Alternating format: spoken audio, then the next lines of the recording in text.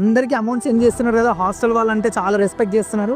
ప్రతి హాస్టల్‌లో ఉన్న వాళ్ళకి ప్రతి ఒక్కరికి అమౌంట్ పంపిస్తున్నారు కదా! నేను హాస్టల్‌లో ఉంటానన్నయ్య, నేను కూడా కర్రీస్ చేసుకోవాలి. ఏమైనా హెల్ప్ చేయండి అన్నయ్య, నాకు హెల్ప్ చేయండి అని చెప్పేసి నాకు రమణ డీఎం చేసిండు. Okay bro. బట్ అందరికీ 108 పంపిస్తా. బట్ నువ్వు 201 పంపియండి అన్న అని చెప్పేసి అడిగినావు కాబట్టి, నువ్వు నాకు ఒక గుడ్ ఫాలోవర్ కాబట్టి, నాకు మంచిగా అనిపిస్తుంది కాబట్టి నీకు 201 అయితే పంపించిన బ్రో. సో దాంతో నీకు ఏం కర్రీస్ వస్తాయో 1 డే 2 డేస్ తినగలుగుతావు. ఇంతే బ్రో నేను చేసేది. ఓకేనా? నువ్వు నా ఫాలోవర్గా నేను ఏదో ఒకటి హెల్ప్ చేయాలి కాబట్టి నేను నీకు హెల్ప్ చేసిన. ఓకేనా? ఇలానే సపోర్ట్ చేస్తుండు.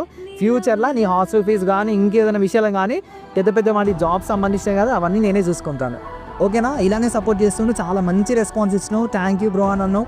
అసలు నమ్మలేను, అసలు ఇట్లాంటి హెల్ప్ చేయగలుగుతారా, ఇలాంటి హెల్ప్ అసలు ఎక్స్పెక్ట్ చేయలే బ్రో. ఆన్లైన్లో ఇట్లా హెల్ప్ చేస్తారని చెప్పేసి జెన్యూన్ అని నమ్ముతున్నాను బ్రో అని చెప్పేసి ఇన్నిగానం అన్నావు. చాలా అంటే చాలా హ్యాపీగా ఉంది బ్రో. Thank you. నీలాంటి ఫాలోవర్ ఉన్నందుకు చాలా అంటే చాలా హ్యాపీగా ఫీల్ అవుతున్నా.